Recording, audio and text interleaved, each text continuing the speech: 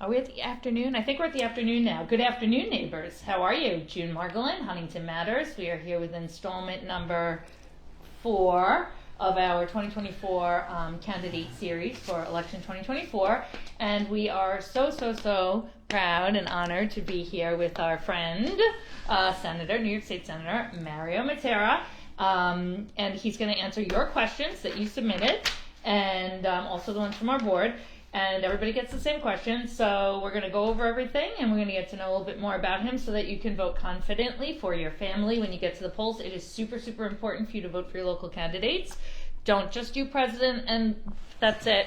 You have to do everybody. Absolutely. Because it's all the positions. The lower positions are the ones that impact your daily life the most.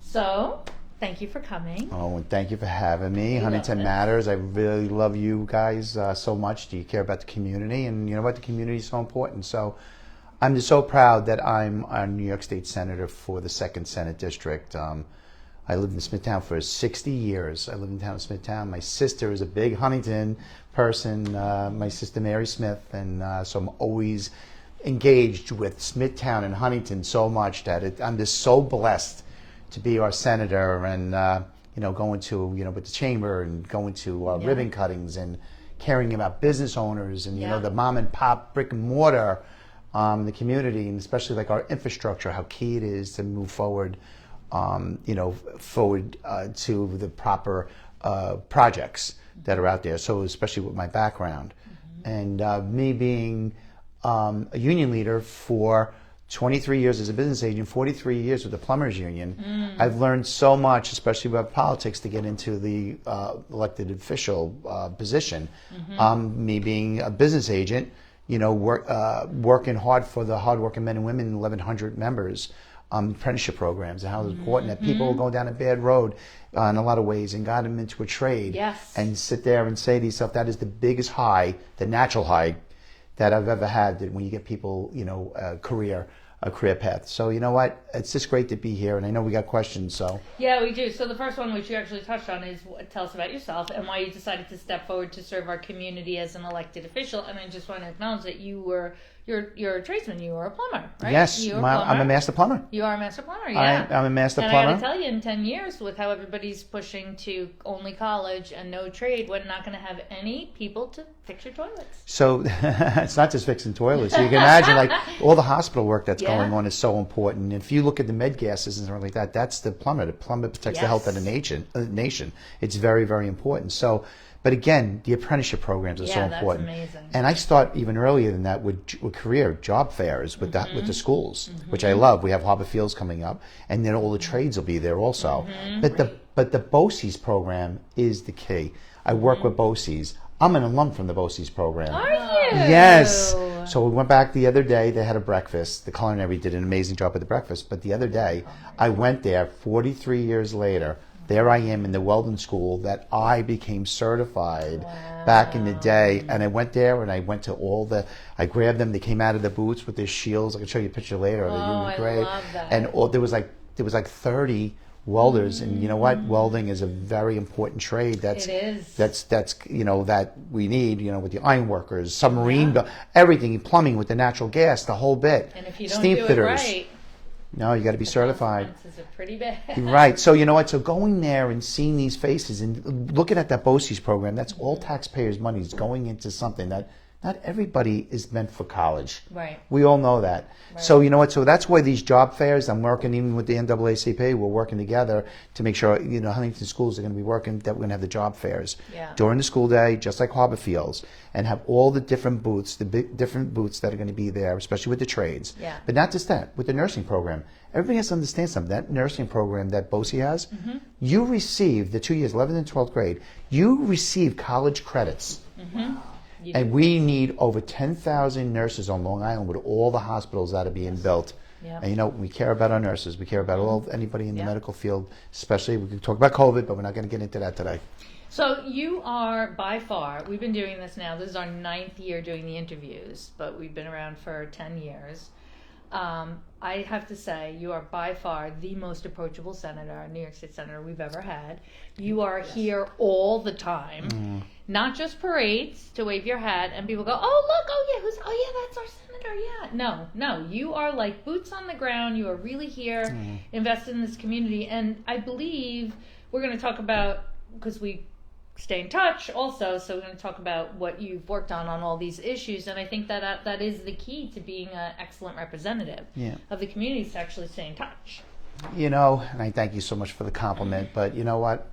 You don't run for this position if you're not going to do the job.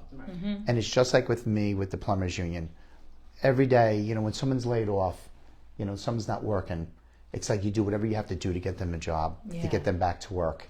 Because I'm going to tell you something, the people that I represent, they want to go to work. They don't want to be laid off. They want to go to work and work hard. They're professional. We're into some times right now that are scary times, because what happens in the construction industry, construction is the backbone of the economy. It is. The problem you have is right now, especially in the illegal migrant situation that's going on, they're going to be taking jobs away from the construction workers, because that's where the main area they're going to be going that field into. And I have no problem to say, let's help people to get into the construction industry to help. But the problem is, the unions, if you don't have a Social Security card, you can't get into the unions. So that's federal law. So the federal government allowed this to happen. And next thing you know, we have a governor and the mayor of New York, sanctuary state, sanctuary city, that allowed this to happen with no plan. And right now we have people that, I feel bad for them, that are in hotel rooms, $400 a night hotel rooms, receiving $1,000 a month debit cards, scooters, cell phones, 3 squares a day. We have veterans that right now that are homeless. We have people with food insecurities like you couldn't even imagine. The food insecurity that's out there, the food banks, right now the food pantries, Long Island Cares, Island Harvest. Your regular small food pantries like our Smithtown food pantry, they can't keep food on the shelves right now. That's how bad things are. And sit there to say to yourself, the government did this, allowed this, and there's no plan. You usually have green cards. In other words, green cards go to certain jobs, like like the farmers and the farms. Yeah, I get it. If we need that, that's why you have the green cards. And then guess what? Then after you finish, then you go back to your country or whatever it is. But right now, we have over 250,000 New Yorkers on unemployment insurance right now that have claims, unemployment claims. Okay, so now you're sitting there and you say to yourself, okay, what are we doing to educate and help our New York State residents to help them get jobs first? That's like with me, taking somebody right now into the union, the plumbers union, when I have 30 people laid off right now. How does that make any sense? It doesn't work that way. No, I have to get our members out to work, and then I'm like, let's do what we have to do to get people to go to work. But it's the cart before the horse. Right now, you have people that weren't vetted. We have like my grandparents. They came across to Ellis Island. They came in, signed, and guess what? There was positions. Over 2 years, we have people sitting in tents, hotels right now. How is that good government? It's not fair to the people that you said. It's like you have someone coming over to your home. Come on in, and then you say to yourself, then you're kicking them out, or you're saying, I'm sorry, we don't need you. I think that I think that universally, no matter what your party is, no matter how old you are, I think everyone agrees that this country's whole immigration process, it's so broken. It's desperately been in need for reform. Desperately, the pathways to citizenship that were there, it's such a mess, and something has to be done, and someone has to have the courage to do it. Well, the governor and the mayor of New York, sanctuary state, sanctuary city, they could have rescinded it. We could do our own. We could do it at the state level for sure. They could have rescinded it with a stroke of a pen, and they didn't do it. And then they were hoping that the federal government was going to give funds, and they didn't. Okay, and now it just cost. Just so everybody understands this, it just cost close to $5 billion in the last 2 years.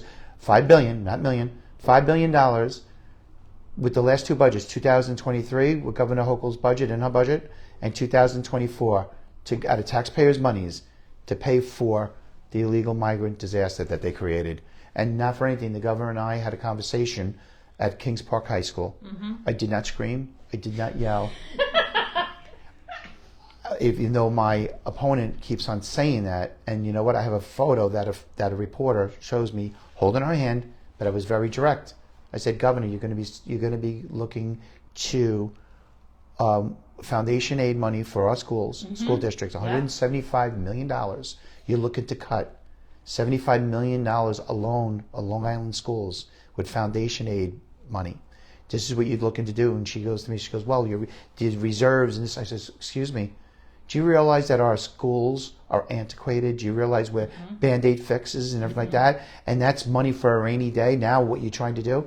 And I work so hard with both sides, because I do work across the aisle as much as I possibly can.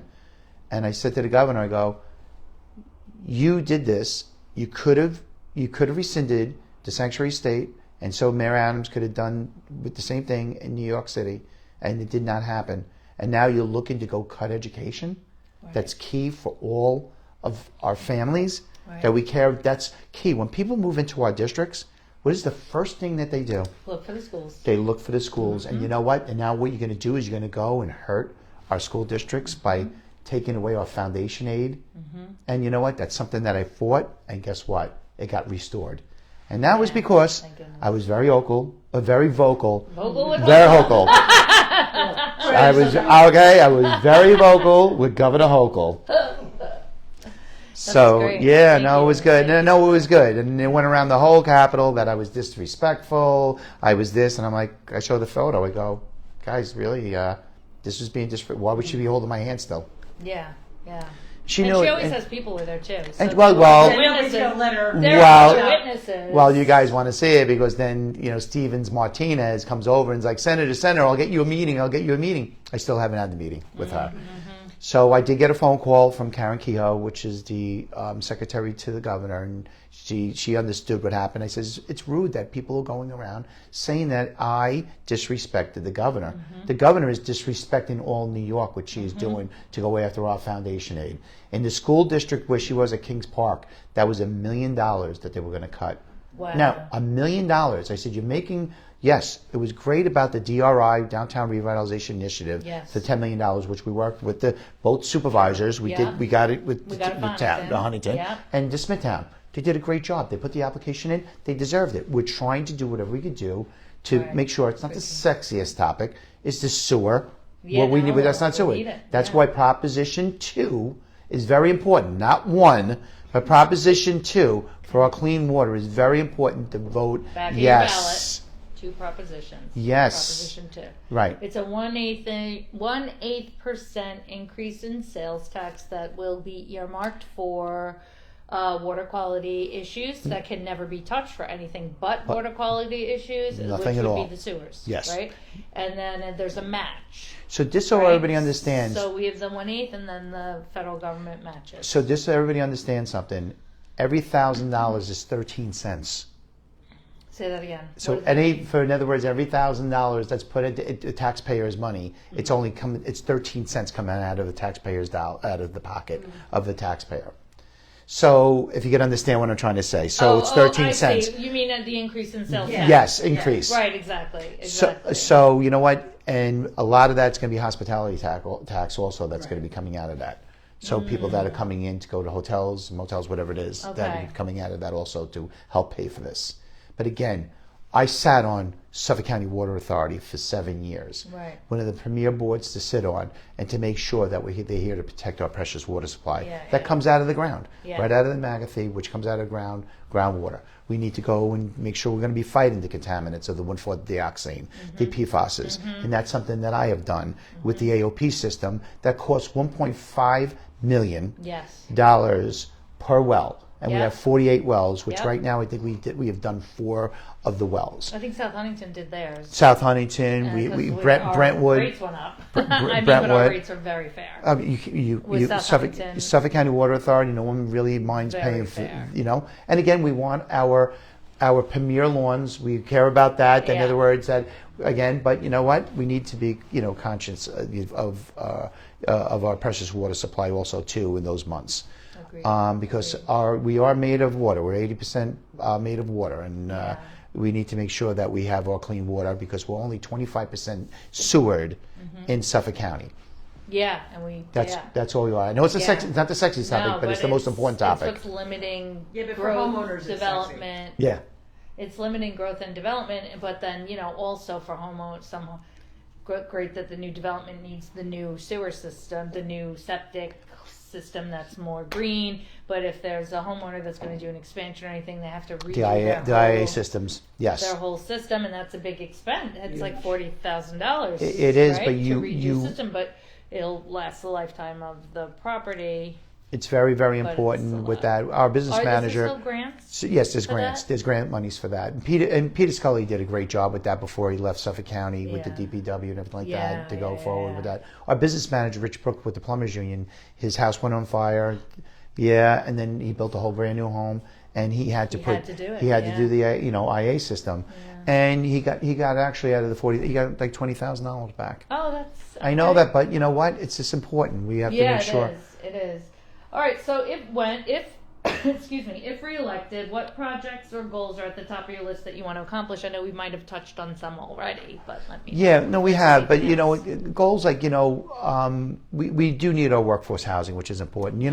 Just so you know, Matteera was something that was special to me. That we got that rolling.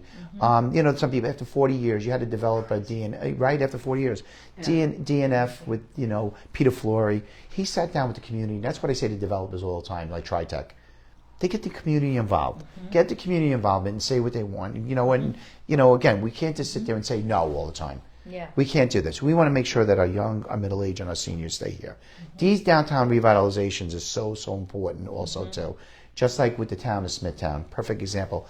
It hasn't been sewered. And I work very closely with the supervisor where I'm in the town of Smithtown to finally get Smith, Kings Park, we're doing that. We had the $20 million for Kings Park, $20 million that time with John Flanagan, Senator Flanagan, and $20 with Governor Cuomo. $20 million for Kings Park sewers, $20 million for Kings Park, and Smithtown and Kings Park. Kings Park, we're actually doing that right now to make sure that we could have a good downtown, vibrant downtown Kings Park, and it needs to be done. And there's a project right now that having a little bit of setback, 50 apartments, that would be so important to be the start of it, because of the sewers that are right now being constructed as we speak.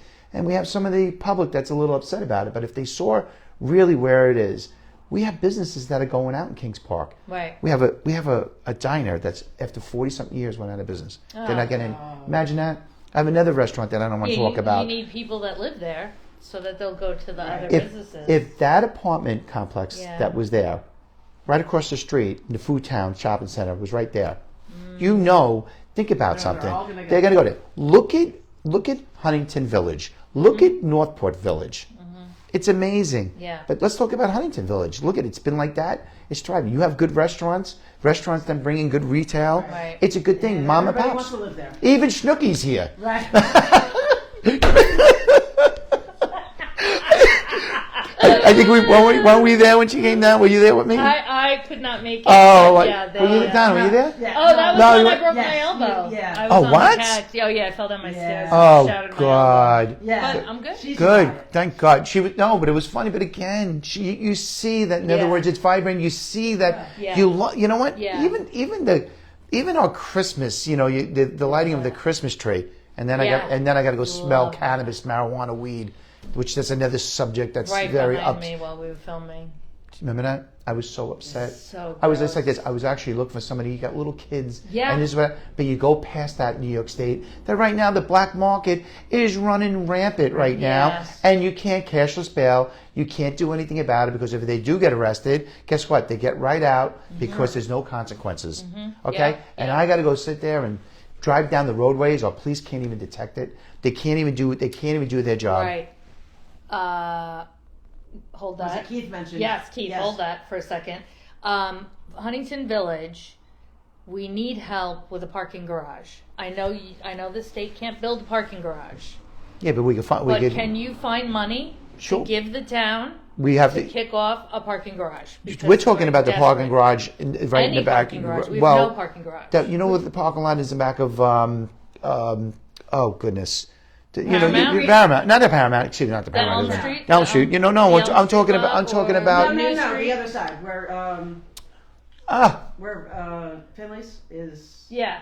Where Rose and Thistle used to Yeah, be. yeah. The Sorry, Rose and just Thistle. pointing out my age. Okay, but again, there's so many places that we could go. Right. Actually, Right. with And a that's- couple that's where levels. they've been talking to plant. Exactly. Right. So, but the whole thing, till the town will be putting something in place, and that's something for us to go receive Right. state funding. Right. Plus, we need to go get federal funding. Correct. Which But if somebody could, like, maybe tell them that Just you goose 'em can a little. do that, yeah, so again, we can. we- I mean, because that's like talk about hot potato issues that nobody wants to address, like the immigration we just talked about. But that's our Huntington issue. well, we do. That We it need just- parking. It just keeps getting Again, kicked down to Paramount. the next. Paramount. They're parking leaders. they're Yeah. parking all over the place. We know Yeah, we we can't. have to We do it. can't kick this down. We need to make sure we have I parking. mean, they allowed all the building, you know. Yes, you're right. The development and all the housing, and yeah, thankfully they changed some of those laws that now you have to have parking on site for your projects. That's Well, good. infrastructure is key. Infrastructure we money have is to do that. definitely key. Yeah. So, Yeah, we have to do that. I'm proud of, in other words, what we even did at Huntington Station, you know, with all that Yes. stuff, you Oh, know, yeah. getting that rolling. Yes. And it's It'd be wonderful. fabulous. But the can't problem wait. we have is this, guys. On the south side of the Long Island Expressway, Mm-hmm. that sewer main that goes from the south side of the expressway all the way to Bergen Point has been pieced together over years, and there's no capacity left Right. to go flow through. So that's like could be a $200 million project alone to go run a new So our- 12-inch line all the way to Bergen Point. So we could go, like say the quadrangle. Yeah. We could have, again, that's really, to be honest with you, that's actually, I feel is a good project. Something like that, in other words, would be something, but again, without the infrastructure, it's meaningless. Right. So that we did get our sewers for Huntington Station. Yeah, but that's good enough. That felt, you gotta understand something. That's So tying that's- into that. Right. But part of our sewers, like the bulk of the 66 million that they're spending on our sewers is on the South Shore. Because to redo all those lines. But that on the are south messed side, up. yeah, but on the south side of the expressway needs to Yeah. be all replaced. The whole thing. The whole down thing. the whole So line. I've been in touch So we with need Sarah federal. Lansdale. We Yeah. need federal, state, need whatever we federal need for money. that, because we have no more growth. There's no more capacity left in that sewer main. We have the capacity at Bergen Point at the sewage Right. treatment plant, Right. but the pipe can't handle They can't it. get there. Bergen No. Point is the Southwest Sewer South- District. Southwest right? Sewer Okay. District. Which Yes, it is. So mind blowing that our things Our are being waste just pumped all the way over Rolls there. downhill. Well, South you know, Shore. and then we have the Huntington, obviously, Yeah, the the sewage Huntington treatment, one, right, yeah. which we did the expansion on that Yeah, also, too. yeah, that But was something amazing. like with me, like, you know, a Heartland project, we talked Yes. about this, which has something to do with Huntington. You got to remember all Yes, that. it's right on Now, the that border. that project, you got to remember that could be 2.5 million gallons a day Yeah. being pumped out. That's not going back and replenishing our aquifer. I fought that Yeah. to make sure that project should have its own state-of-the-art sewage treatment plant Yes. that will go state-of-the-art, just like we did in Riverhead. Yeah. It's so clean. It's that clean. Wow. Like this bottled water. That's how Yeah. clean it is when they tested the discharge. We irrigate the county golf course with the Riverhead sewage treatment plant. Oh, hey. Okay, good so idea. that's how important this is. But with us, we need to make sure that replenishes our aquifer, because the aquifer that project sits under is right now in the drought stage. So I asked the question when I sat on Suffolk County Water Authority. I said, so now I had a glass of water. I said to the USGS, I said to them, I go, so not for anything, we're in a yellow stage right now with the aquifer. 2.5 million gallons per day would be pumped out of that aquifer. I said, that would be like me taking this straw right now and drinking this glass of water and sucking it dry. He goes, absolutely. You will be in total drought if that. So that's why how important that needs to be. So that's what killed the replenished. project. Oh, well, I made sure I killed that project for that Yeah, reason. yeah. State of what? Because Find then at a- what he would have to do to replenish it, like if you're like, oh sure, okay, I'll figure out how to replenish it. How do you do that? well, just think about something. You find 7 acres out of the 456 acres that's over there. Right. Find 7 acres. Come up with, just like with Riverhead, state of the art. Right. Right. It's called an MBR. Okay. A microbiological reactor. Right. That right, takes right, out all of the contaminants. Right. Discharges back into, obviously, there Yeah, you are, right. just going back into our, sole source aquifer. Mm-hmm. Okay, and guess what? We're not losing 2.5 Yeah. million gallons per day, dumping 3 miles out to the ocean, Yeah. out into the Atlantic Ocean, guys. How crazy Right. is That's that? where all the And- waste goes, right? So- Isn't that where all the discharge plants go That right is. now? Is waterways? Does any of them replenish the aquifer? We just talked about Riverhead. So Riverhead's doing that. Riverhead is the state of the art. That's what they're doing. They're doing that. But in the Wow. wintertime, if they're not irrigating the golf course, in the wintertime, that gets pumped out to the Peconic. Right, so that's the So yeah. again, but I want to make sure Yeah. that projects, sizable projects like that, Yeah, are that's replenished huge. in our aquifer. So that's my wheelhouse. That's something that, in other words, that I fought with Yeah. all legislators, and I proved it to all of them Yeah. how important this is. That you are going to be hurting our precious water supply by a project, one project like that. Yeah, one. Again, That was 2.5 million gallons Those per day. 9,000 apartments. Yes. Yeah. All right, so let's talk about crime. Oof. Our favorite thing, not our favorite thing, but crime and policing. We are a neighborhood watch for the town of Huntington. So bail and discovery reform legislation is our first question. In your opinion, what is going right with it, and what is going right, and what, if any, changes do you think need to be made to the laws to make our communities safer?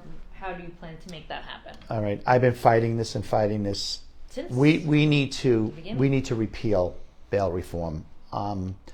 Right now, we need to give the tools back to our law enforcement that they lost right now. Forget the city. When they took the NYPD, they just again, who really wants to say, "Oh, I'm going to go to the city because I want to go to the city"? They don't feel safe. Nobody feels safe. I'm a fan. I go to Comic-Con to see actors from a show. My husband will not let me drive. So He will not let me take public transportation. I have to drive. Sorry, no, right, exactly. How shame is that? In won't other let words, me. because he doesn't want you to go into Penn Station. He doesn't want me doing anything in public Okay, transportation. because you Yeah, don't, 'cause- not because of the LIRR. It's no, the city. safety. It's Yeah, safety. safety It's of the safety. city, yeah. And again, this is Yeah. not the way we're supposed to live. Yeah. And again, we had 20 years of Giuliani and Bloomberg, and then Mayor de Blasio comes in. So we had Mayor Giuliani, Mayor Bloomberg, that in other words made this city feel safe, and Mm-hmm. it was very vibrant.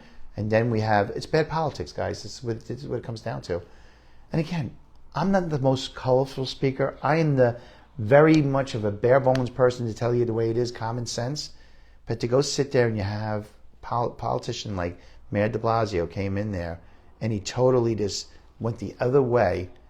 And look what happened. 8 years he eroded that. Now we have Mayor Adams. Look what's going on with that right now. And it's just called bad politics that made the city the way it is today. And bad policy. Okay, bad policy. So now we have bail reform that needs to be repealed. Get the PBAs, the district attorneys, and the judges back to discretion to the table to come up with the right bail reforms. Not that right now you could go throw body parts out the window, cashless bail. Not that you go sell drugs near or on school grounds, cashless bail. Let's talk. Kidnapping. Okay, do you want? Cashless bail. If anybody wants to see Holding this someone list, hostage. okay, Isn't that on the offenses list? that do not qualify for bail. Yeah. And you want, I'm give this to you guys. Yeah, so you holding both, someone hostage. all right. We Yeah. could go down this list. What about even prostitution? Stalking. Okay. Well, yeah. Prostitution's a misdemeanor. Did you know that? Okay, but again, right on school grounds. In a school ground. On school grounds, yes. Prostitution on school grounds. Cashless bail. You know what? Let's talk about somebody that Officer Diller, perfect example. Right. There was his beautiful wife Jennifer and their little 1-year-old son. There was 21 arrests. Most of them were all cashless bail arrests And was with it the since murderer. 2019? Yes, and since the murder, yeah, most of them. And we would still have Officer Diller here today. Again, I don't want anybody to be incarcerated, but if you do the crime, you do the time Right. for the right reasons. And Officer Diller has family in Huntington Station. His aunts and uncles. And you know what? He loves How it. shame it. 21 arrests. Yeah. 21, everybody. So you know what? It was just like with me. I made national news with the squatters. Yeah, keep on going. Yeah. All right. So there it was. We have. You don't know if you heard me what I was doing with the squatters. We had people losing Let's talk about that. They were All right, losing their go ahead. homes, and the squatters Yes, were going in, still taking over. happening. They have more rights than the property owner. Correct. Yes. Hello. Imagine Yes. that. Yes. So I mimicked the same bill down in Florida that was a bipartisan bill, and the governor signed it actually in July. Right away, that police officer, you show proof that this is my home. Here it is. Right. I got the deed. This is my home. And there's people in my home Right. that I did not invite that actually just invaded my home. Right. They could go in there and actually take them right Take out. them right out Without anything. Now, is there something in place because I'm not entirely sure SCPD is doing that right now. Because I don't know that they So what have hap- so- legislative mechanisms to do it No, they don't. to where they It won't becomes get a sued. civil. It becomes a civil matter. So they're like not doing No, it, and even no. though the law is there. So what happened was, no, let me tell you what happened. So I was trying to get that, going to law. I have it Yeah. is, my legislation. I thought that was I got so both sides. Actually, Steve Stern and I work very Yeah. closely together. Yeah. Steve actually in the assembly, and then all of a sudden they saw there was so much momentum going with me with this because it made national news.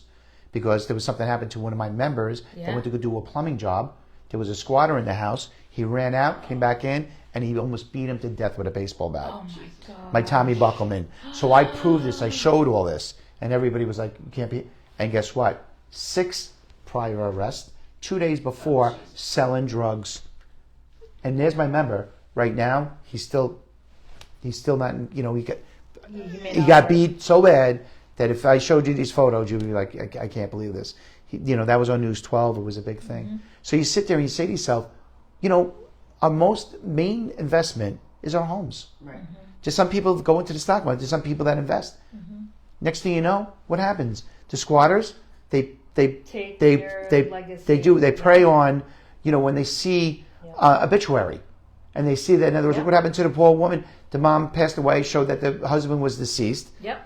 Goes in there 2 days later, they beat her, killed her in Manhattan, threw her in the closet, and guess what? And That lived in was her squatters. house. I lived in a house.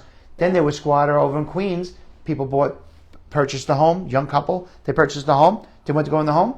The squatters are in there. Yep. And all of a sudden, they go to the police. They said, there's squatter in the house. The squatters showed a Shake Shack receipt with the address. Oh, because they had the Yes, delivery. the delivery.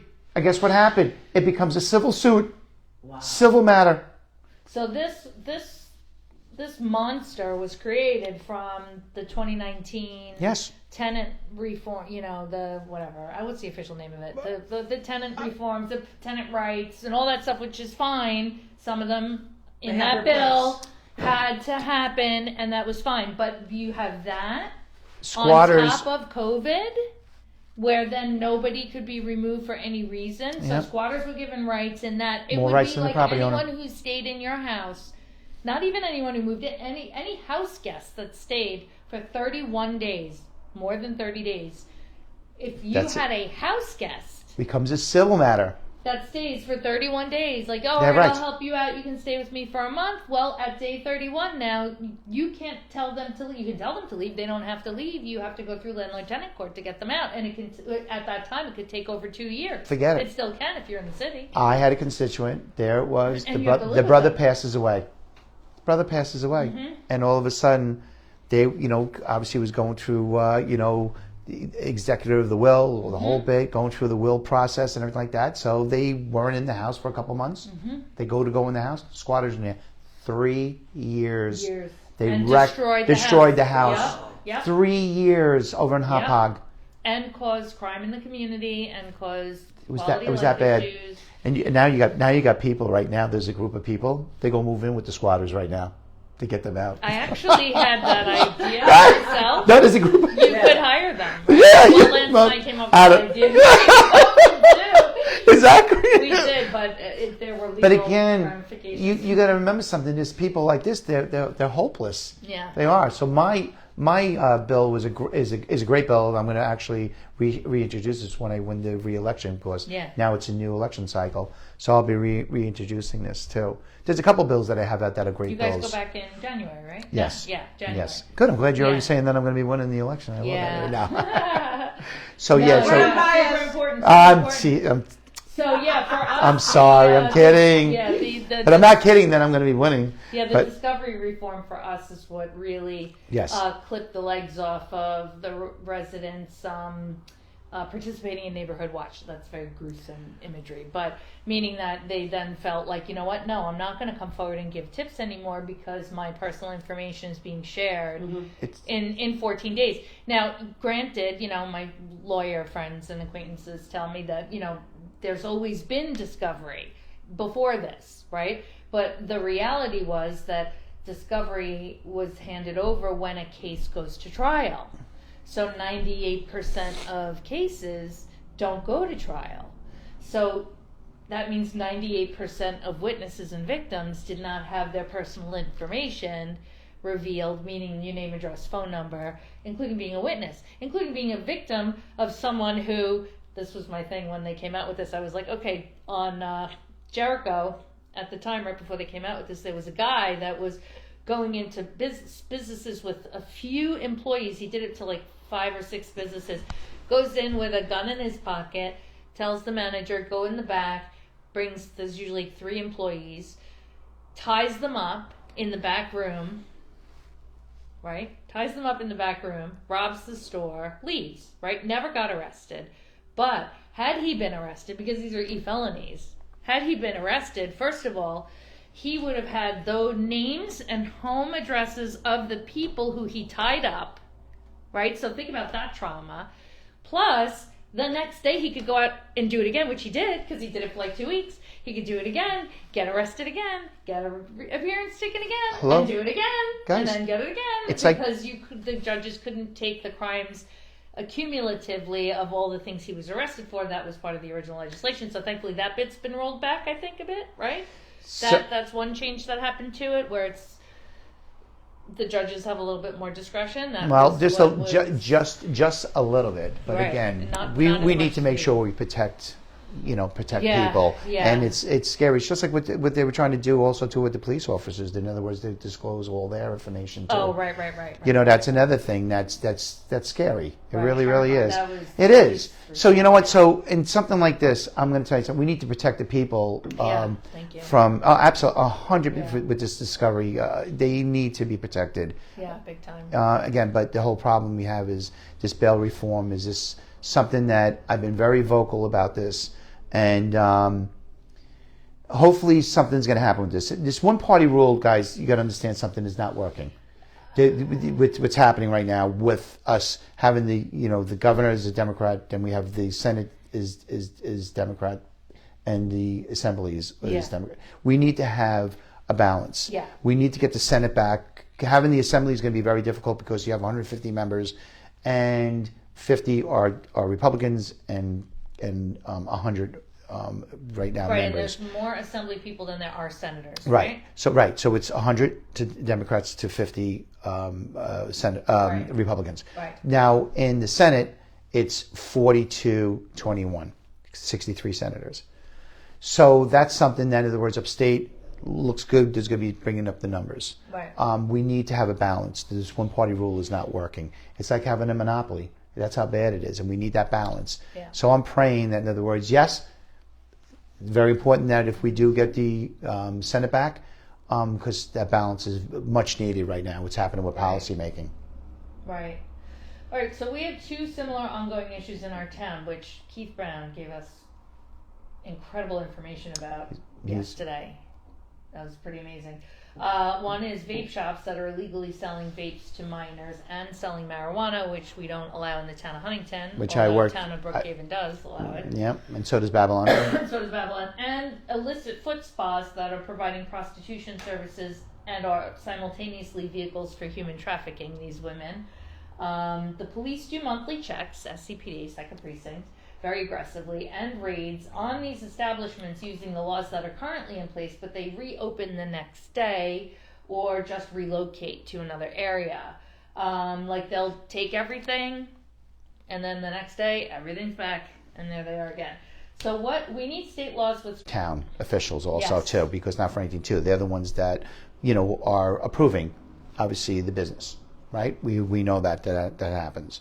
The town right now with code enforcement and everything like that, we could go and make sure that they're doing their job also, obviously with the Second Precinct. We just had a meeting with the new civic group, with the East Northport New Civic. Oh, great! Yeah. Yeah, it was great the other Yes. day. I was so proud of them, and I explained to them how, because I sat on St. James Civic. I said, you guys got power, believe it or not. You do. I know this is your first meeting, and I'm glad I'm here, but somebody that sat on the Civic is something very important.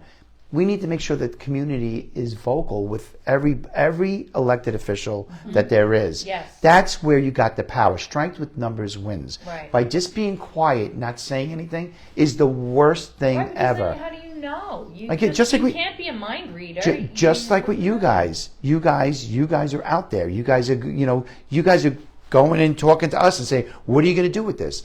I was the one that brought all the supervisors in when the cannabis got passed.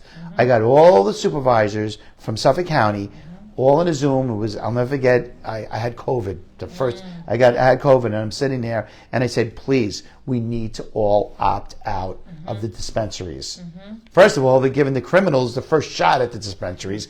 That blows my mind, but that's one thing. But we need to opt out because for our children, very, very important, especially these vape shops. Yes, the flavored vapes is illegal, but you know what they're doing. We need to shut these. We need to shut these down. Yep. We need to come up with legislation that's going to shut them down. To give our local townships authority so that we can shut that down. So there has to be. I know Assemblyman Brown, we're putting something together so this can happen. Yeah. That as soon as they get caught selling this, that they get shut down and they can't go into business anymore. Right. Yeah. That's important. But you know what's worse about it is that, and I don't know how this is not contradicting everything that you do, is there it is in Babylon. Where do you think the money that's generated, where do you think it's going to go to? Yeah. It's going to go to drug rehab facilities. It's amazing. So all the cannabis revenue that they're making right now is then going to be opening up or restoring the drug rehabilitation centers. How is that not contradicting everything that we do? Okay? So I just don't, it's like one of the worst things that could have ever happened. It is a gateway to drugs. Yeah. You even speak to Seafield. Anthony Rizzuto is my very dear friend. He'll tell you that this was a disaster that happened. Yeah, it is. And it's the worst thing. You're driving down the roadways. I told you. Our police can't even do their jobs. Yeah, but these vape shops need to be saying that they need to be shut down. in Wisconsin, they're using a cheek swab that detects recent marijuana use. The police department's in Wisconsin, so he's trying to bring that. Well, again, I know with our Suffolk County police and everything like that, right now, you don't pass a law till you know you have detection. Right. You just, that's the cart before the horse again. Right.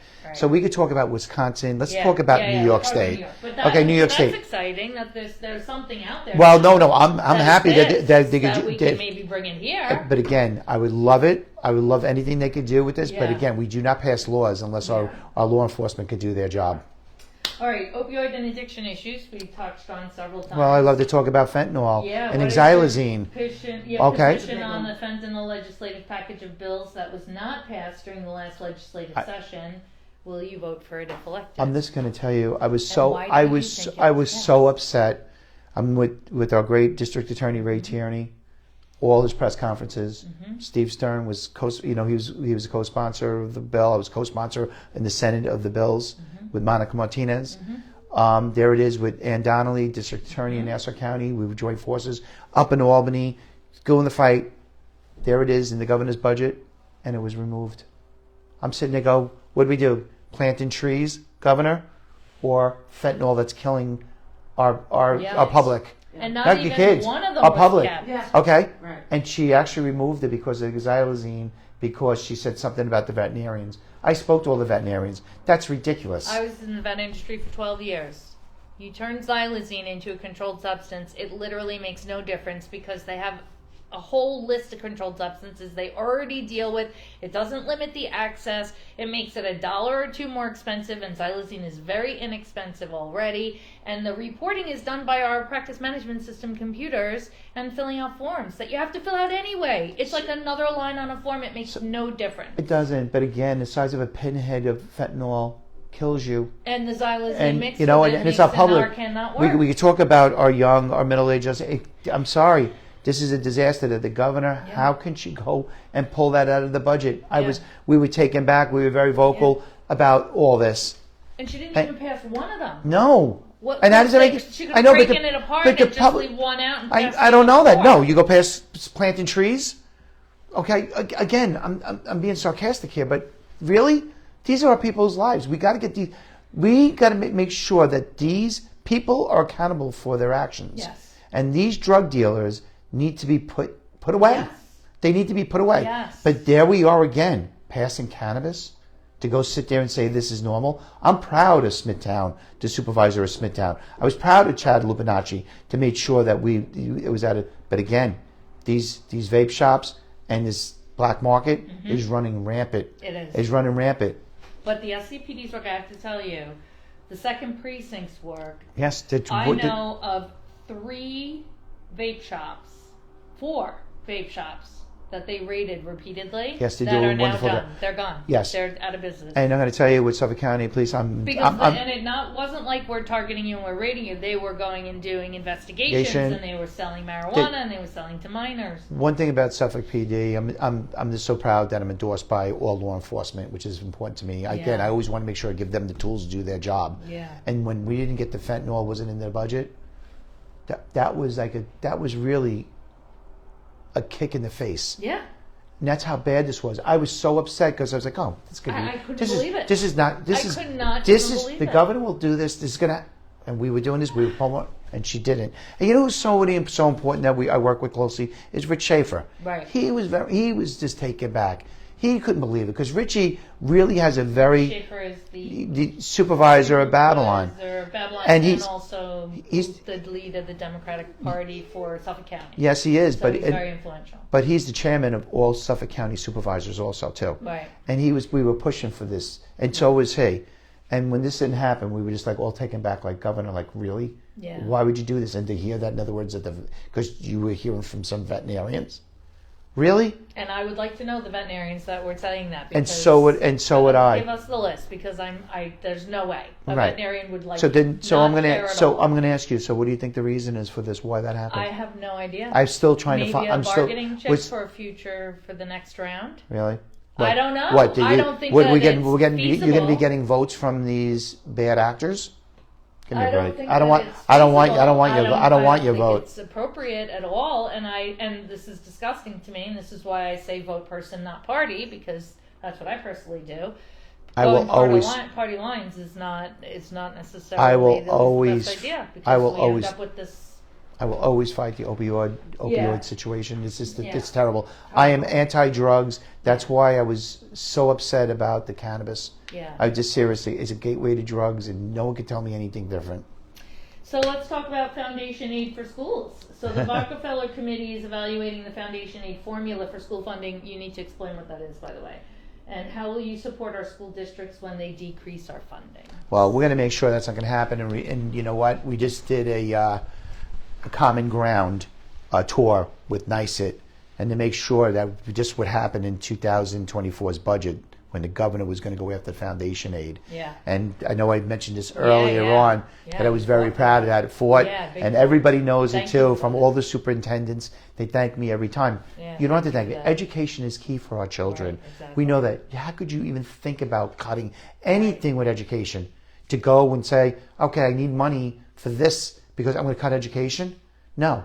We had a $237 billion budget, more than Florida, Texas, South Dakota, North Dakota combined. Mm-hmm. You realize that? And out of that budget, this past budget, $2.4 billion went to the illegal migrants, $1.9 billion in 2023. And again, we're just going to go sit there and we're going to go cut foundation aid or cut any kind of school aid. Right. You got to remember, we got a situation where there's unfunded mandates Right. with the EV buses. Right, that's the next question. Okay, let's Is talk about the CVA, the electric Children, buses. right? The Children's Victims Act. There it is, another unfunded mandate about people that were is abused. The Children's Victims Act, with children that were abused, could go back into the 70s. Right. That people were abused by the school teachers. You're talking about educator abuse. Educator and there's abuse, the yes. Children's Victims Act. Yes, that is unfunded That is mandate. Unfunded mandate. So Okay. is the EV buses. That each bus is over $400,000 a bus. Kings Park High School, they own their buses. Yeah. They have 68 buses. Yeah, South Huntington does. Okay, so We now you have say, our buses. where is that unfunded mandate? Where's that money coming from? Right, exactly. Okay, so now there it is. We're going to go and go Not after only our that, foundation, you our know school. how much a charging station costs? The infrastructure's not there. So now we can talk about how much the buses are costing. You're 100% right. What about the infrastructure that's It's like needed? $40,000 for each charging station. Okay, so And let's. that's for a car. So right now Not we for have the no bus. we have no idea where this money's coming from, and then the governor go look and say, oh well, there's reserve money. Sorry, governor. The governor could go say, oh, guess what? We don't have the enrollment. Really? So that means we have 35 children in the classroom, and now we're going to be down to 30 or whatever it is. And you're going to go sit there and say that, in other words, our teachers could now, could do their job and to go teach each one of our students and give them a better education. How could you sit there and say that, okay, so I see the enrollment's down, and now we're going to go cut your school aid? Mm-hmm. That is the most ridiculous thing I've ever heard of. Education is key. We all know that. Right. But to go right now, we have unfunded mandates that's going to cost our school districts a lot of money. Right. And that's something that we're trying to extend right now, especially the EV buses. Right. The Children's Victims Act, that's another unfunded mandate, again, that we have no idea where this money is going to be coming from.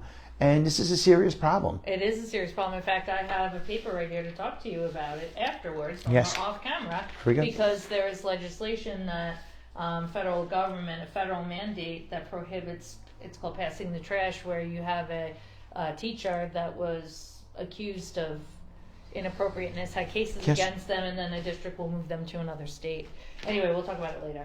But yes, hello. So you can understand. This organization has a legislative package already, but they're a nonprofit, so they can't lobby. But they have something that they've already negotiated with the school unions, with the teacher unions. Yeah, with NICET, which I'm endorsed, by the way, by NICET also too. So that's passed by them, and their legislation meets the mandate. Will protect our children, and is already in place. I will always work hard for our public schools. Yeah, making sure that they're going to be funded properly. I will.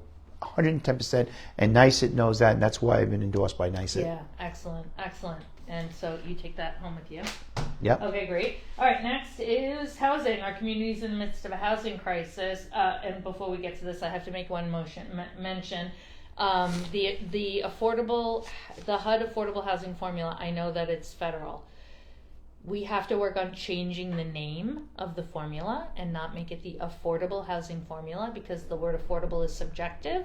And when you come out with an affordable housing lottery for any project here, the community absolutely freaks out, because that's not affordable, that's not affordable. It has to be renamed to workforce housing. So I am petitioning for that. So I want to do something also too, and I really want to work, and Ed Smith has been very vocal about this also too, to work with, in other words, some kind of ownership, like Mintenacock. This is, Oh, right. Okay. Right. And that's important, because I want, it would be great that, in other words, we could get some kind of ownership with any kind of projects, especially sizable projects, in other words. Co-op Yeah, yes. And it would be important, some of these projects are more ownership. Right. So this way you have, so people have some kind of investment. Right. Exactly. Although so that's the VA loans, those don't work, which is one of the reasons the situation with our veterans. Well, our veterans, we need to make sure that our veterans, we have housing for every veteran. Yes, 100%.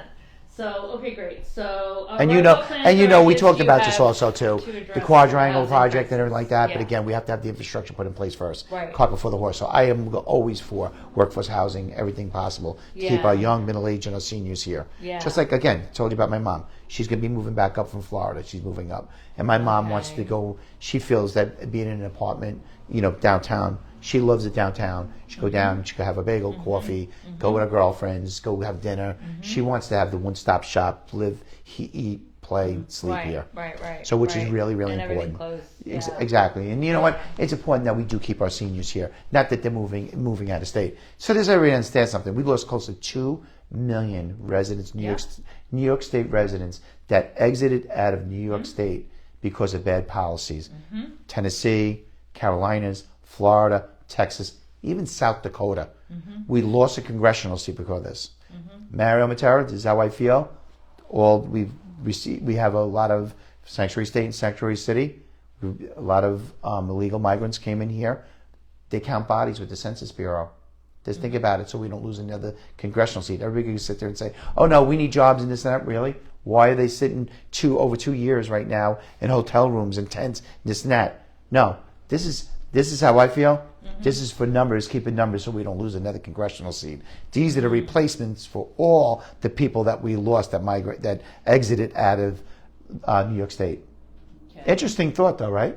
Interesting. Because they count bodies, doesn't mean Social Security numbers. Yeah, but they won't do another census for another 10 years. Well, just think about something. Because it's every 10 years, but all aid is based on the census. Yes, it is.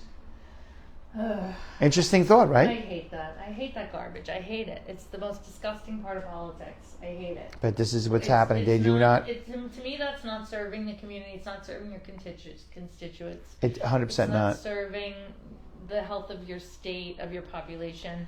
It's self-serving, and I don't like it. It is. And I don't like the behavior in any politician. So that's Well, I'm my gonna, you know, personal brand. but I'm just gonna give you a I heads hate up. that. I am not a politician. I'm an elected Right. official. Right. Well, that's what. Yeah, exactly. All right. So we are in the midst of a housing crisis. What ideas or plans do you have to address this problem? So some of those could be maybe incentive programs to develop. Blah blah. Exactly. Afford I want to. workforce. My point again is this: we Get the need to infrastructure infrastructure, and taken we could talk care about of. this all Yeah, day that's long. right. You're right. You can't do this. I got to Right. get the infrastructure. That quadrangle project, we could talk about it all day long. We could say where it is because it's like it's right there in a You talking in about the a Melville Town Center? yes, right? yeah, Melville Town Center quadrangle double. That's what it's Yeah, called. yeah, that's part Just of think it. about it. It's so many empty empty offices drove there there, yeah, we because did we that. know what happened with working at home. Yeah. Okay. Yep. Working remote, and that really hurt a lot. I want people out in the workforce. And then I when want people came back, businesses were like, well, why are we sitting here? exactly. We'll move into a higher quality building with a smaller space. Yeah. So then they're And leaving that's what it vacancies is. in their wake all over the Exactly. place. Yeah. All right. So we talked about water quality and the environment a lot. How do you plan? We talked about the migrant. So how do you plan to address the migrant crisis, stressing state and local resources? If we didn't touch on anything. Okay. left with that? Well. Again, I'm just going to say this: there was no plan at all. There was no vetting Yeah. process at all. So you just And keep I'm, you know what? pushing. Exactly. Please pushing Pushing it, yeah. and I've been saying this to the governor's office and to the governor. Please, you need to not rescind the sanctuary state. Mm-hmm. The mayor needs to rescind the sanctuary city. Sit back and see where we're at. But again, people should be coming in just like if there's going to be temporary workforce, have green cards, just the way you're supposed to do it. Okay, not again. I told you about my union. Perfect example. All the trades union, because a lot of the people that are coming in, we have no idea who they are. Right. That's one thing. There was no vetting process, just like when my grandparents came over. Yeah. They're probably like our grandparents Yeah, came over. mine Okay, too, yeah. and you sit there and there's no vetting process at all. Although There's my no mother- accountability. had, Okay, and now all of a sudden they have no plan still now. So we said we needed all these jobs. Why aren't all these people going to work? Now in the construction industry, I'm going to tell you something. This is very serious.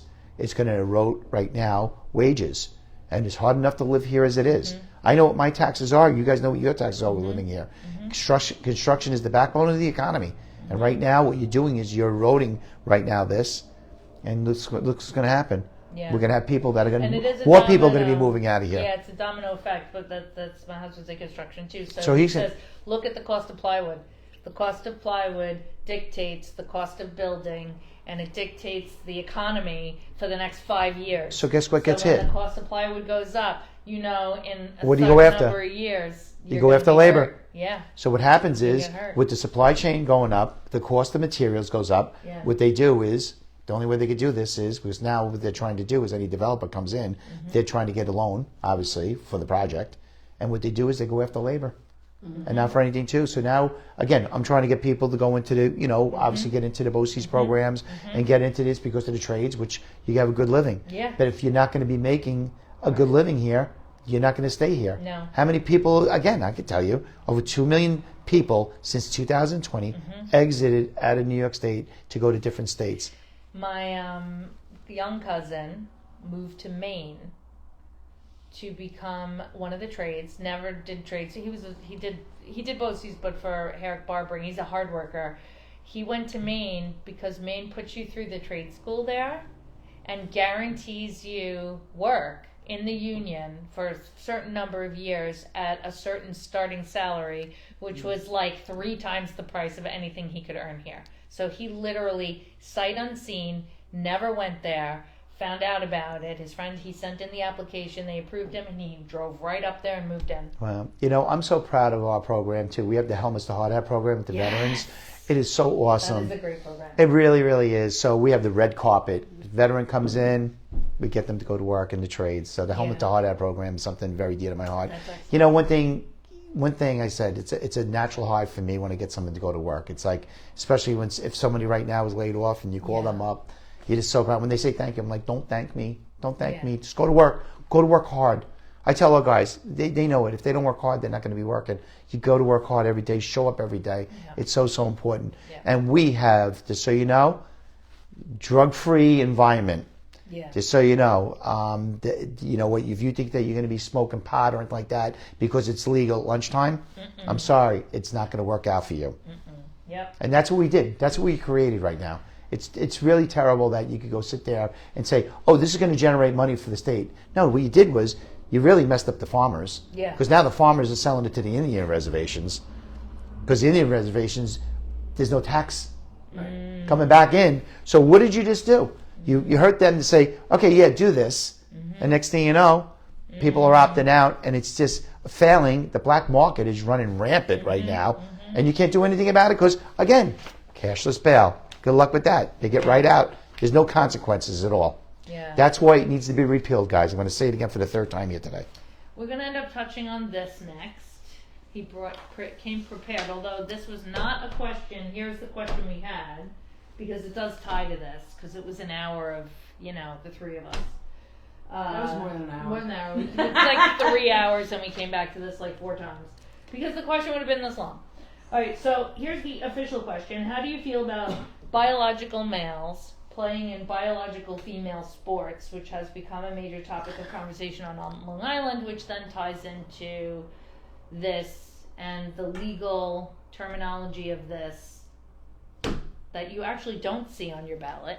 You see a 2-sentence summary, not the 3 paragraphs of the actual Or you can actually legislation. say what it is, Go ahead. because you're pointing at something they can say. Proposition 1 he brought. Yes, That's Proposition the 1. vote This on is the back just of so the you know. ballot, I'm telling everybody, which is please. what this is all related If anybody wants to call me up personally, they could call me up personally. I'm giving you it's a total disaster.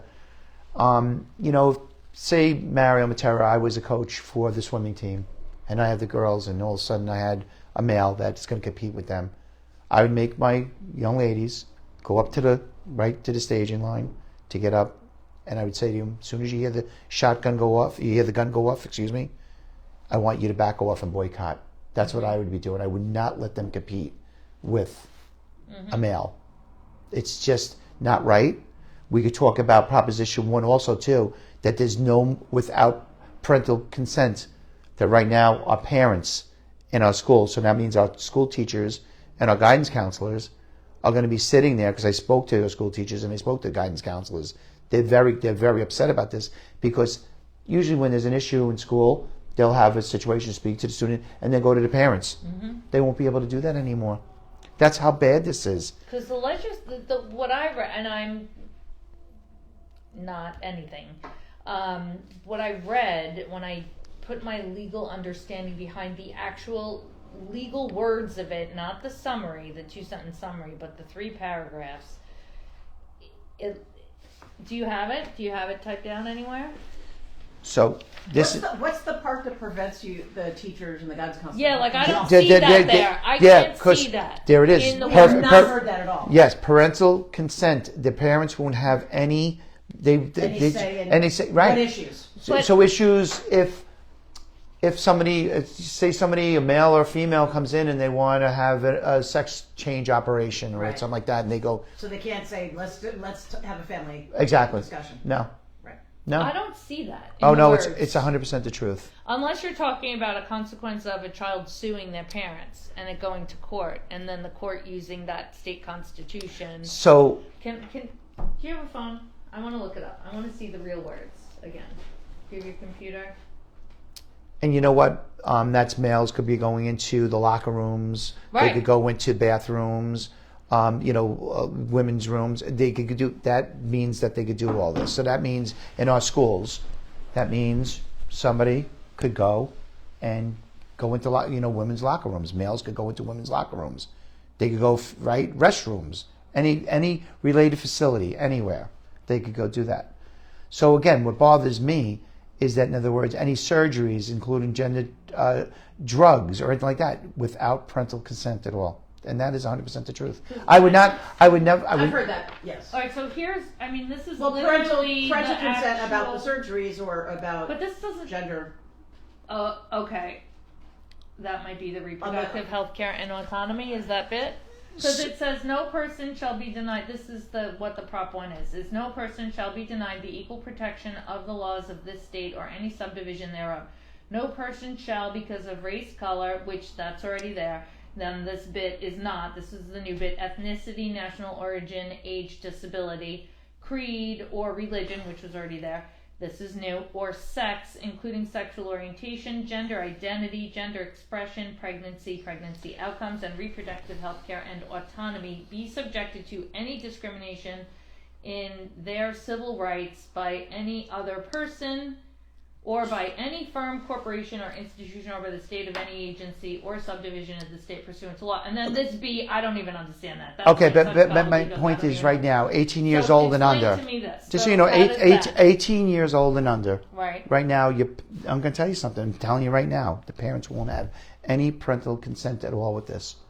Our parents, right now, anything at 18 years old and under in our school districts, Right, won't, right won't now. they won't. If this passes, they won't be able to have any. They won't be able to even. The school districts can't even talk to the parents about it. So that's the gender identity, gender expression Yes, bit. That's yes, why. yes. So I need to. Yeah, I need okay, to I'm put sorry. these pieces together Yes, in my own exactly. brain because I don't get So- it. I don't so- understand how that means that. So you know what? Because to me, this means that if this kid if someone who's a gender Right, fluid true. person wants to get a job, and they won't be hired because of whatever is going on there, then they can. That's what this means. They're protected from that, or they can't get. They won't be accepted to public school because of their gender identity. That would be a violation of this. I don't see. I need you to help me understand the language from here and how it gets to there. Well, again. Keith helped me with one that said that Okay, in but a situation if they're sued, the judges can use this to find in favor. all right. Well, all Go ahead. I You can tell just me. tell you is this: Tell me this. this Tell me what happened. Proposition 1 is pretty much males cannot be in. Obviously, males could go into right now sports. They could be in women's sports. Okay, we know that, right? You Right understand? this minute, Do you yeah. want that? No. Right now With with this. this. With With Prop this. 1. Yes. So in other words, say a school district says, I'm sorry, right now, like Smithtown came across Yeah. and said that. In other words, males cannot be in women's sports. Right, they wanted to make their own This rule about this their own program. this means this overrides any school district, any school boards, or anything like that. Anything, school Right. boards have a lot of say. Right. Am I correct? Right. So Keith this, explained to me that what this means is that if the student, parent, or whatever sued the school district based on that decision Yes. of the fact that they're limited from participating in sports because of this or that or the other thing, because they're biological males and it's a female sport, then it goes to court that a judge could look at this yes. and go, what? and override it. Override it. Yes, Right, 100%, that's where it is. exactly. So Right. this is, again, I just know Oh, sorry. I just know my constituents that I have to go back and forth with this because right away, and my opponent right away was trying to do, he wanted to hear about abortion. That's what he wanted to hear. That's all he wanted to have in here. And he even personally said, he goes, this was a total disaster that the Democrats put forward. It's just you don't understand it. No, you don't understand it. But again, for Newsday to say to vote no, Yeah, that's pretty big. that is something that, That's think about it, pretty they lean Right. left. But I mean, I'm not meaning that I'm not saying, in my questioning it, Yes. I'm not saying that I support it. I'm saying I don't understand. Like, I see the argument and I'm like, I read this and I can't. I still- can't I get still- it, but I when he still- told me that, then it made Okay, it more makes sense. but it makes a little bit of sense. In other words, I told you about Smithtown schools. Yeah, that makes sense. Okay, it makes sense because they put forward that. But what in other about words, a parent and a child? How so does this so say so you have this no parental rights again, of your this kid? would override all that. So we have school districts again. That's where you have a school board. Again, I'm going to Yeah. repeat Yeah. myself. Yeah, And please this do. and No, I this need it. and this would override their decision. Right. In other words, you are allowed to have males Right. in girl sports. Right. Okay, I get it. I get that. Okay, I get it. And then other sitting legislators of all, parties have told me that at the moment there already are things at the state level that are not the Constitution, but that do grant protections for all of these things, right? Am I right? That are already in other ways, but they're not part of the Constitution. And the difference is that So- putting this in the Constitution of the state makes it a much bigger deal. Well, all I could say to you is this: they were trying to put a whole bunch of stuff in this, and what happened was it totally to be a disaster. It started with abortion, right? It supposed to be started, but then, pregnancy rights. but exactly, but then you know what? We already have the most lenient laws in New York State about Right. abortion. Right. Okay, and again, they were trying to do something with this and put it all together, Right. and guess what? And it became a total failure. Yeah, now, I mean, now you have it's not clear. now exactly now you have the It's not clear. so now Honestly. now you have the public sitting Right. there now getting educated, Right. and they're sitting there going like this. Anybody I talked to, I went to the NAACP when we had we had our meet and greet when we had and I showed them that like this isn't happening. I'm not going to be able to really talk. Right. I'm not And going what's to. even I'm not going to know worse- what's happening. I'm not going to know what's happening in the school with my children. Right. That's what pretty much it's giving rights to children under 18 years old. That right now, you have parents that need to know pretty much what's going on in your life. Right. Just like if you go to PG-13, what does that mean when you go to the movies? Right. No, I'm asking. You have to be 13 or over. to Okay, watch this movie. exactly. It's inappropriate Okay, for under so 13. now all of a sudden, in parental Right. guidance, am I right? Right. Okay, in a case like this, you're going to tell me after 18 years old, we all know that pretty much You do. What you're right. Well, even You're though we your have own person. even though I have children, I love my daughters. Yeah, I have a same. 26 I have a 26-year-old going on 16, and I have a 22-year-old going on 12.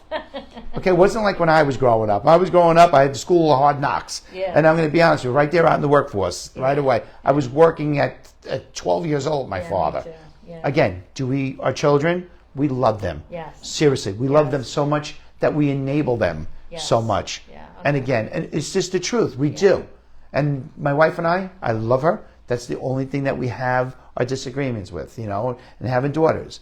They're wonderful. My kids are really respectful, but sometimes I listen to them. I'm like, hey, I got a 26-year-old and a 22-year-old that I'm like, all right, guys, let's have a little common sense here. They're sick and tired. That's why my signs have common sense.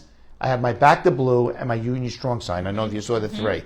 So again, but something like this is not common sense. Yeah, and This then is the a other disaster. thing that I think is even worse is the fact that it took it's a 2-paragraph description and it's 2 sentences on the prop. Right.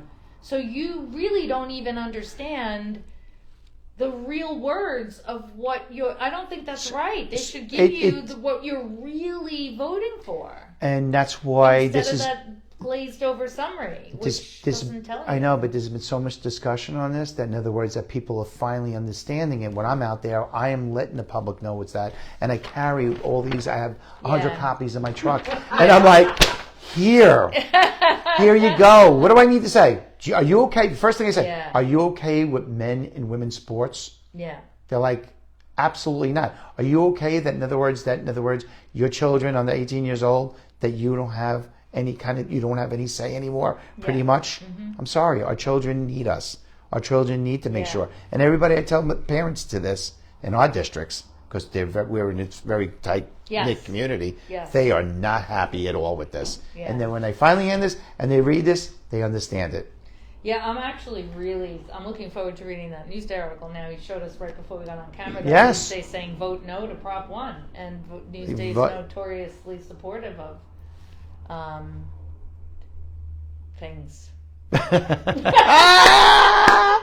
Hey, when I received, They have definitely, hey, I received the And endorsement from nothing- Newsday. They have a viewpoint. against them. It's just their traditional viewpoint. Yes. It seems like they would typically They have a been viewpoint. supportive They have of a that. viewpoint. And there's Mario Matera, Senator Mario Matera. I'm endorsed by Newsday. And my first 2 times I wasn't endorsed by Newsday. And I was very proud to be endorsed. I said to them, you know what? Because Did they you said, frame that? Like, is that like... I'm going to tell. They're going to have to much more. I'm going to no, because the stuff we're talking about here today Right. Yeah. was everything I was talking about. They said that in other words, Senator Matera really found his way into being a New York State Senator, which was really, I was very happy about that. But I was very direct, just like I am here today. Yeah. And I didn't expect. I really was like, Yeah. all right, let me And see what's we going to so happen. appreciate that, like, we could say anything. Like, you're so authentic, approachable. You're very approachable, and you listen to, and you take the time to explain it to us, and I appreciate that. Yeah, Because and again, sometimes we don't understand. We're just regular neighbors. And There's again- nothing special about us. We don't have law degrees or anything. well, no, but I know that. But you guys you are in the community. You guys are very, very important for what you're doing here, and you care about Yeah. keeping us the way we are here, to keep, our families together. Yeah. My mom's down in Naples, and she has a melting pot of all different states. Who's from all? Okay, you go to your regular stores. Yeah. I know that. If I go to my, King Cullen in St. James, I got to put a mask on. I got to do this because my wife was like, I sent you for 3 things. It took you an hour and a half. So, but again, but that's what I love about it. And I say we're in Mayberry, New York. Yeah. We do. We live in Mayberry, New York. We're very, very blessed. And I'm going to make sure I'm going to keep it that way because I am a very, very outspoken person about a lot of things. But I do work across the aisle, especially when I can. But some of these policies in New York State just eroded. I know you do. I know, and it just eroded. It just eroded, our way of life. It really has. Yeah. And so you we're can't. talking about the things that are most important to you, but the things that you have accomplished. You've accomplished a lot working collaboratively with your other elected officials. Yes, no matter where they're. Well, we got a project labor agreement now with the trades, just so you know.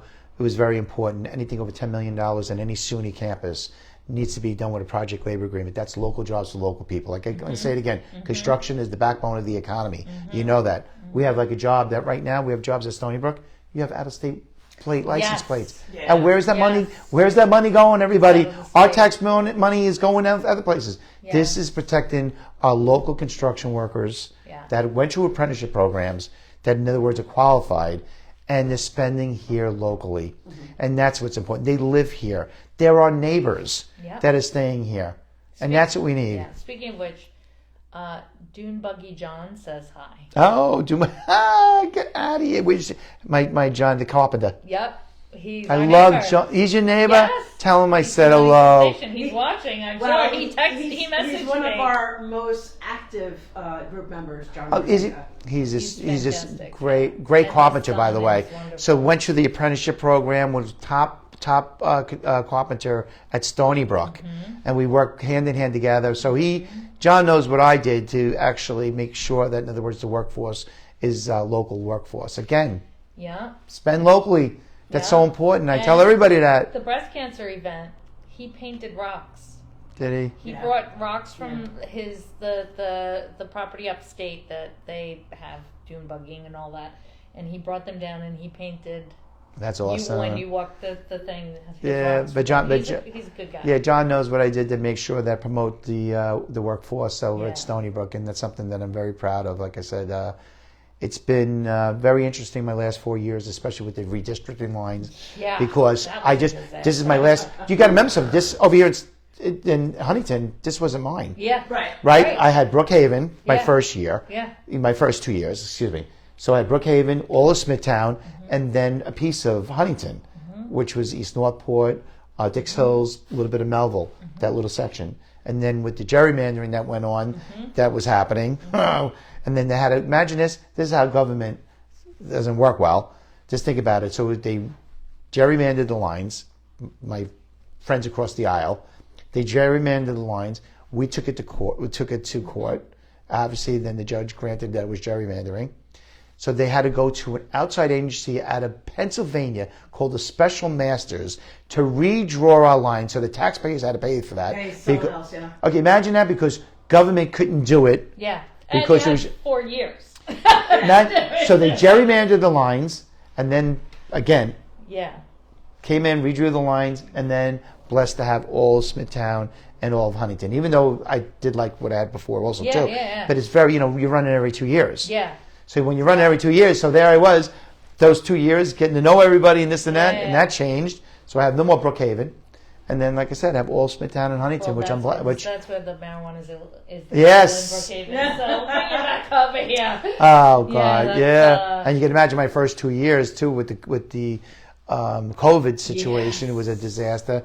That was another one that people lost their jobs, and there I am, and I'm working with the nurses and the hospital staffs. If they didn't get vaccinated, that was another thing I fought the governor on. Terrible. Again, test them every day. I said, Governor, what are you doing? We had our press conferences. Don't lay them off. Oh, I'll get out-of-state workers. I'll get the National Guard to replace people. I always created jobs, not lose jobs. That was another thing that was a total disaster, to go have people That, in other words, I was sitting there saying, hey, I was there for all your families. I was there with all this. And now you're going to tell me I'm not good enough? These people had RN, they were RNs, lost their jobs, they had to move out of state. Yep. So I say it again, I create jobs, I don't lose jobs. And you know what? Even with my opponent, he can't sit there and say that. I can sit there and say, all the jobs that I created with people that were going down bad roads, you know, to get them into an apprenticeship program, get them construction jobs, Self-confidence. helmet store hard hats programs, on and on and on. I know what I could do. I know I've been proven, and I'm going to continue doing this because I've always been a voice, and I will continue to be a voice. Definitely. Early voting starts Saturday, tomorrow. Couple and hours. you can vote at Dix Hills Fire, Dix Hills Fire Department, Green Lawn Fire Department, Huntington Station, Branch Library. Right. We have it on our calendar, huntingtonmatters.com /calendar, all the locations and dates in our town of Huntington. And then election day is? November 5th. Okay. Please, and that's when I'm going to be voting, November 5th, and I take my beautiful wife and my 2 daughters, Yeah. and we all go together and we vote together. I vote on election day, and I vote late so that I can go and look at the numbers on all the machines and see how many people in our district voted, because I like to keep track of And everybody voter response. and everybody knows this is the most important election in a lifetime. We could talk about elections before. This one, I'm going to tell you, even me running, this is my 3rd time running, this one's on steroids. This has been very interesting. Yesterday, I was just so proud with the union trades. If I got my John on there, he's going to be proud of this. With the National Suffolk Building Trades, we filled up a 53-foot trailer for all the poor people in North Carolina that we're going to have it all there. You got to see. That's my family. Oh, then that's Yeah. so we got to see with the trades, all the union with the building trades, all my apprentices. We had 35 apprentices loading up this 53-foot trailer with everything that you could even think about. Oh my goodness! You know, from clothes to water to hibachis to I can't even tell you what everybody's what they gave. In other words, that people in need, sleeping bags, blankets. Yeah. I was so blessed from the building trades how much stuff that we received. We work with Comac Fire Department, Debbie Verga with Comac, you know, Dr. Cox, also the superintendent, working with Comac Fire Departments, working with Smithtown and Huntington. Just everybody what they just. You were the truck with the fire department. Yes. We did. That ended up with you. Yes, so they were me. Because we were. Yeah. Yes. Okay, we were And on the site with that. Yeah. So then we got involved with Nicole Gargiula with Town of Smithtown with Ed Wareheim, and then they got the trailer, and then right? well no the helicopter that's going to be going up into the mountains up in North Carolina, and that's going to get then helicopter. It's going to get brought to them in certain areas. Yeah, there's still so much in need. It's amazing. Yeah, so I'm so proud of what we did yesterday. So I'm still a little tired from yesterday because it was a lot, but it was like something that showed Union strong, showed that the membership was there with the National Suffolk Building Trades. Oh, beautiful. That's great. Beautiful. All right, we will be back at 5 with our interview with John Avlon for Congress, U.S. Congress, and we will see you in a couple hours. Thanks for watching. Thank you, everybody. Thank you.